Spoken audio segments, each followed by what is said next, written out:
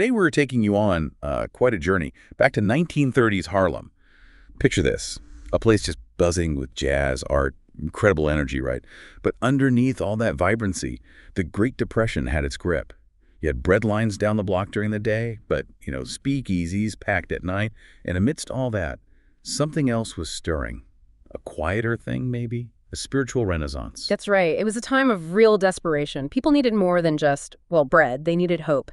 And that kind of vacuum, it really opened the door for some, let's say, unconventional figures. Absolutely. And right in the middle of it all, this figure emerges who, honestly, sounds like he's straight out of a novel. Father Divine. Here's a man who didn't just preach about God. He flat out declared he was God. Yeah. And promised heaven on earth right there in Harlem while people were struggling just to survive. His story is just full of these paradoxes. Poverty met with incredible abundance. Segregation met with these multiracial gatherings. Despair met with this unshakable faith. It's like he arrived. Mysterious, bold, full of miracles almost. And what's so fascinating, I think, is how his movement was such a product of its time. That specific hardship, but also in some ways way ahead of its time, offering real tangible hope when, frankly, there wasn't much else. So our mission today is to really dive deep into Father Divine's life, his whole spiritual movement. We're using some great source material excerpts from Heaven in Harlem, Father Divine's Spiritual Renaissance, which itself draws on historical accounts, news reports, testimonies, even stories of miracles. And we really want to pull out the key insights, especially looking at the connections between what Father Divine was teaching back then and modern ideas about manifestation, things like the law of assumption, even the stuff you see on TikTok today. Okay, let's get into it. So Harlem in the 20s and 30s, famous for the arts, the music, the writers. But you mentioned this parallel spiritual rebirth happening. What did that actually look like on the ground? Yeah, it's like the neighborhood became this melting pot, not just culturally, but spiritually. Traditional religion was there, of course, but it was mixing with esoteric ideas, mysticism. You have to remember, Black Harlem was facing enormous challenges socially, economically. So people were drawn to leaders like Father Divine, Noble Drew Ali, even Abdullah, who offered new ways to feel empowered, a kind of spiritual self-reliance. And Father Divine, he really pushed this idea of prosperity and divinity. Yeah. Not just spiritual wealth, but material well-being too. Declaring himself God incarnate. I mean, that's a bold claim. And saying heaven is now. It was absolutely radical for the time. The core teaching was that this divine spark, it wasn't just in God, it was in every single person. And that spark gave you the power to shape your own reality. That's incredibly affirming when society is telling you you're less than. You had these different circles exploring similar ideas. Abdullah teaching Neville Goddard the law of assumption, Father Divine with his very public banquets. It all fed into this atmosphere. They really were turning limitation into possibility, weren't they? It definitely makes you rethink where some of today's manifestation ideas come from. But thinking about his approach, it wasn't just individual, was it? It was very communal. What's the key insight there, maybe missing today? That's such a crucial point. What Father Divine demonstrated was the power of collective belief coupled with shared action, manifesting food for thousands daily. That wasn't just one person thinking positively. It was a community believing and acting together. It shifts the whole focus from me getting mine to us creating ours. That communal aspect is powerful and, maybe something we don't see as much in today's more individualistic approaches. That's a really powerful distinction. Now, speaking of where he came from, his own origins are pretty murky, right? He refused to talk about his birth name, his family, famously saying God has no mother. Exactly. Deliberately enigmatic. Historians mostly agree he was likely born George Baker, maybe around 1876, to parents who had been enslaved, possibly Georgia, maybe Maryland. But he constructed his own origin story, in a way. And he didn't stay down south. Around 1906, he heads out to California, and that's where he runs into the New Thought movement. Right. People like Charles Fillmore. This whole idea of positive thinking, that your mind literally shapes your reality, and negative thoughts lead to poverty, unhappiness. Yeah. That clearly struck a deep chord with him. How directly did that feed into his later teachings? Oh, profoundly. It became fundamental. His whole emphasis on accentuating the positive. That famous phrase, which, believe it or not, is said to have inspired the actual song, Accentuate the Positive, years later. So his ideas even seeped into pop culture. Wow. Okay, so then things take another turn in 1907, back east in Baltimore. He encounters Samuel Morris, who called himself Father Jehovah. Yeah. Morris dramatically declares, I am the eternal Father. And Baker, instead of scoffing, becomes his first disciple. He calls himself the messenger. So they start preaching together. They do, combining Christianity with these new thought ideas about God dwelling within everyone, but It didn't last. By 1912, they had a falling out, apparently, over who was the real pop dog, divinely speaking. And that's the moment Baker breaks away and says, essentially, no, I am the one. Pretty much. He declares himself God's only true incarnation on earth, and George Baker, the messenger, transforms into Father Divine, the living God. It's quite the leap. It really is. So he takes this new identity and message back down south. He does. Travels through the Jim Crow South, preaching in small Georgia towns, telling people heaven is right here, right now. He starts gathering followers, mostly black women initially, drawn by his presence, his promises. And he's teaching celibacy, communal living, unity. That must have raised some eyebrows with the authorities. Oh, absolutely. They were baffled, suspicious. He gets arrested in Valdosta, Georgia, 1914 on lunacy charges. And when the judge asks his name... John Doe, alias God. Exactly. He was found sane, though the court called his beliefs maniacal. But the trial, it gave him publicity, more followers came. And, there was an earlier incident, too, wasn't there, in 1913. Right, the chain gang story. Tell us about that. Yeah, he was jailed briefly, and some prison inspectors apparently mocked him. Shortly after, they were badly injured in a car accident. Father Divine pointed to that as, instant divine payback proof. For him, it seems every setback was just confirmation he was on the right path, that he was this destined savior figure. It builds a powerful narrative around yourself. Definitely. So by 1915, he decides to head north to Brooklyn, New York. Yep. Settles there relatively quietly at first, with a small group of followers and his first wife, Penina, who they called Mother Penny. And she was a true believer from early on. Absolutely. She claimed he had miraculously healed her from crippling arthritis. That cemented her loyalty. They set up a communal home, trying to live out these ideals, chastity, hard work, sharing everything. They even called their place the Promised Land. And this is when George Baker fully becomes Reverend Major Jealous Divine. Penina is the first Mother Divine, and the seeds of the banquets are sown. Exactly.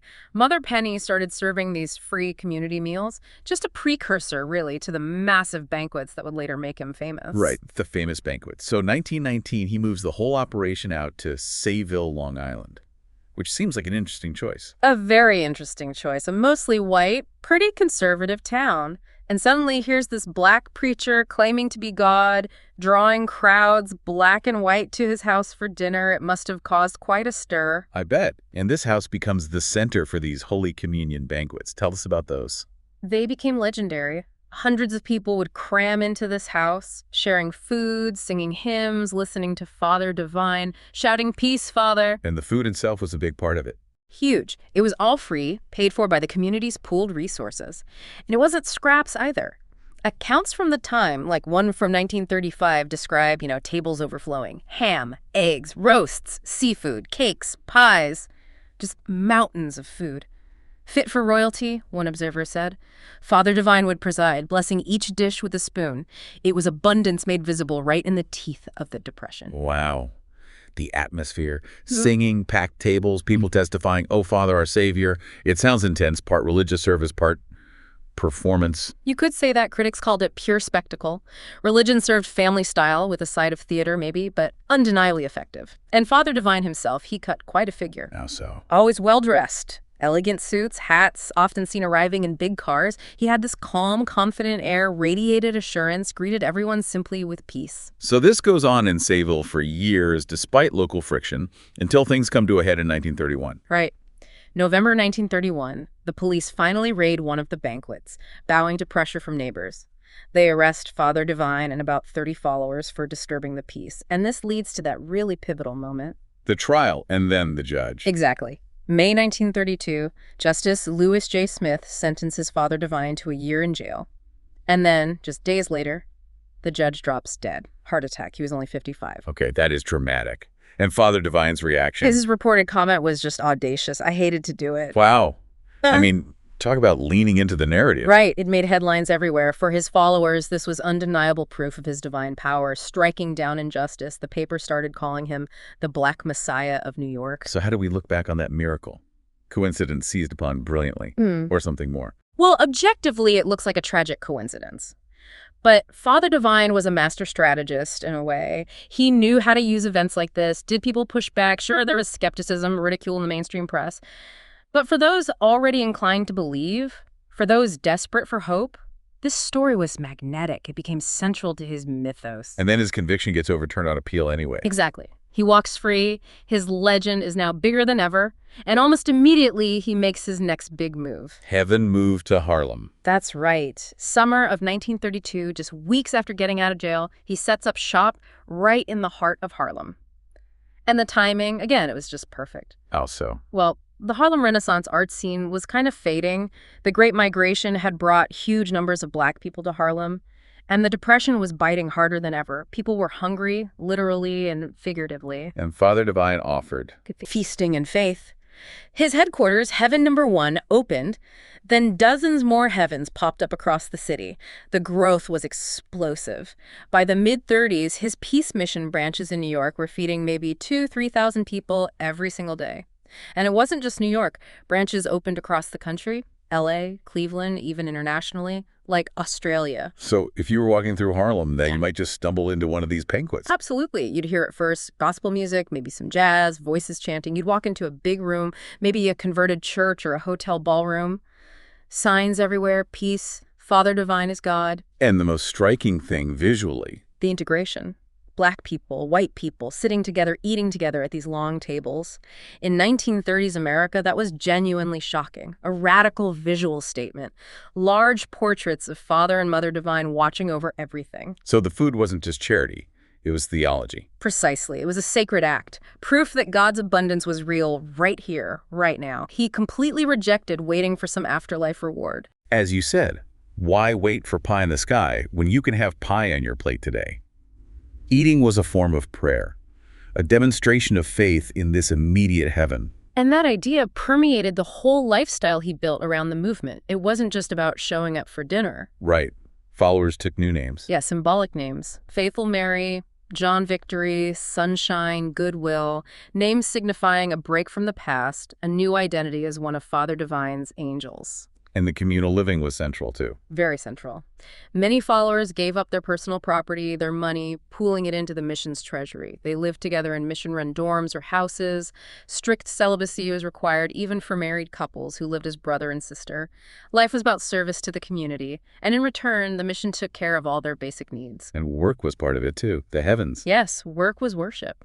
The mission ran all sorts of businesses, restaurants, bakeries, grocery stores, laundries, hotels, even farms, all staffed by followers, all called heavens. You can get your hair cut at a heaven, buy groceries at a heaven. That peace motto was everywhere. And these businesses had some pretty unusual rules for the time. Very progressive, really.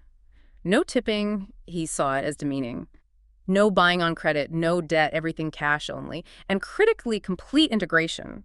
Black and white staff serving black and white customers, eating together. It defied every segregation norm of the Jim Crow era. This wasn't just talk about heaven on earth. They were actively trying to build it, make it tangible. It sounds like followers genuinely felt they were part of something miraculous. They really did. I mean, think about it. Many came from poverty, homelessness. Now they had food, shelter, purpose, community, feeding thousands daily during the Depression without any government help.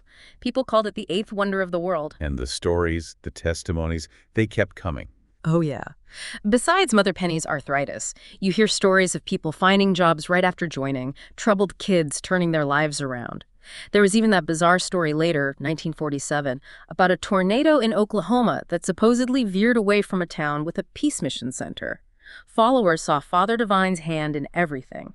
And if bad things happened, well, that was seen as a test of your faith, or maybe the result of negative thinking creeping in.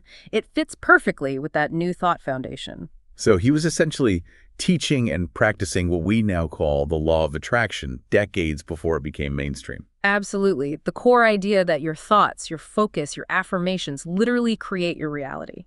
That famous saying of his, you got to accentuate the positive and eliminate the negative, that's pure new thought and pure law of attraction thinking. And as we said, it even inspired that hit song. It's fascinating. He wasn't just talking about it. He seemed to be living it and getting thousands to live it with him. Mm-hmm. How did he frame that connection between the indwelling God and creating abundance? He was very direct. He'd say things like, the spirit of the consciousness of God is the source of all supply and will satisfy every desire. Or, I have the keys to the treasure of the earth. I have all the money I need. For him, this wasn't metaphor. It was literal truth. God within you is infinite supply. The whole movement, in a sense, was a giant manifestation project. Using collective belief, unity, sheer willpower, they created this bubble of abundance in a time of scarcity. So connecting this to today, people practicing law of assumption on social media, focusing on living in the end or the feeling of the wish fulfilled. Father Divine was doing that on a massive communal scale. Exactly. Looking back, you see these modern ideas aren't new at all. They have these deep, fascinating roots in movements like his. He was telling people, essentially, act as if heaven is already here. And for those people, in those moments, sharing food, singing together, feeling safe and provided for maybe in a very real way, it was here. Of course, with such radical claims and practices, controversy was inevitable. Oh, from the very beginning. Mainstream society, the established churches, they didn't know what to make of him. A black man claiming to be God, drawing huge integrated crowds. Clergy denounced him as a heretic. Some psychiatrists called him a megalomaniac. The press often used terms like cult leader or that loaded phrase, the Negro Messiah. And what about the accusations of breaking up families? That seems to have come up a lot. It did. Because followers, especially young women sometimes, would leave their families to join the mission. And the celibacy rule meant existing marriages within the movement changed dramatically. From the outside, it looked like control, disruption. Father Divine's response was always that he was building God's family, which transcended earthly ties. For followers, it often felt like liberation, finding a new, more meaningful family. But yeah, it definitely caused conflict with biological families. It's complex. It highlights that tension, doesn't it? Empowerment versus control. And then there was the expose by Faithful Mary in 1937. Right. Viola Wilson, who had been a very high-ranking follower, her book, God, He's Just a Natural Man, alleged financial fraud, that he lived lavishly in secret. And even that he wasn't celibate, it caused a big stir. How did he handle that?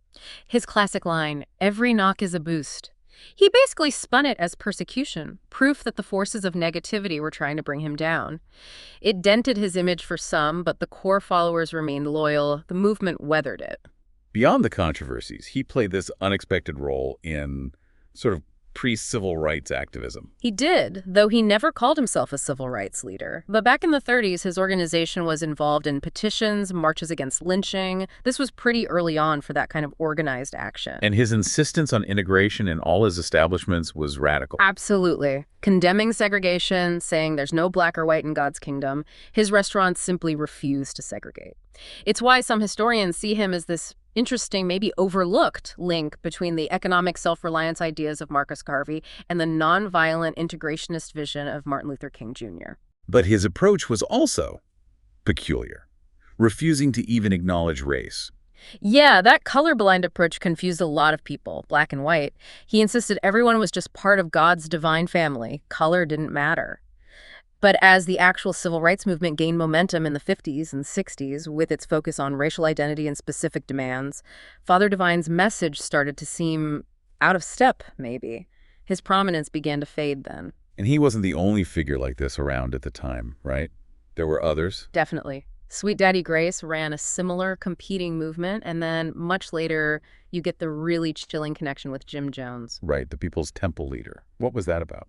Jones apparently idolized Father Divine, especially the interracial aspect of his following. In 1971, years after Father Divine had died, Jones actually showed up with about 200 of his followers at a peace mission banquet at Woodmont. What happened? Jones got up and declared he was the reincarnation of Father Divine and basically tried to take over the movement, or at least recruit followers. How did that go down? Not well for Jones. Mother Divine, Father Divine's widow Edna, who was leading the mission then, apparently had him thrown out immediately. Told him never to come back, they wanted nothing to do with him. But it's a disturbing echo, isn't it? It shows Divine's influence, but also how that kind of charismatic leadership model could be twisted into something truly dangerous. A very fine line indeed. So the movement peaked maybe around the 1940s and then began to decline. Yeah, a gradual decline. A big shift happened in 1942 when he moved the official headquarters out of Harlem.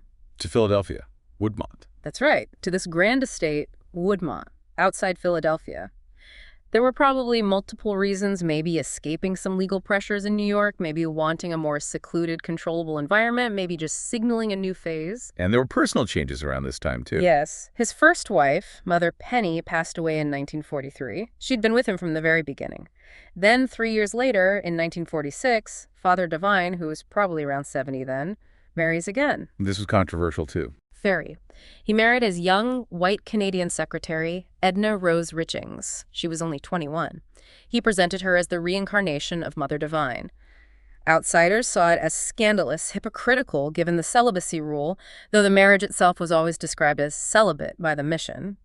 But Mother Edna, as she became known, was incredibly devoted and effectively ran the movement after his death. So as the post-war era progressed, America changed. Economic boom, the civil rights movement taking center stage. Father Divine's brand of hope maybe wasn't needed in the same way. It seems that way. The specific context of the depression that had fueled his rise was gone.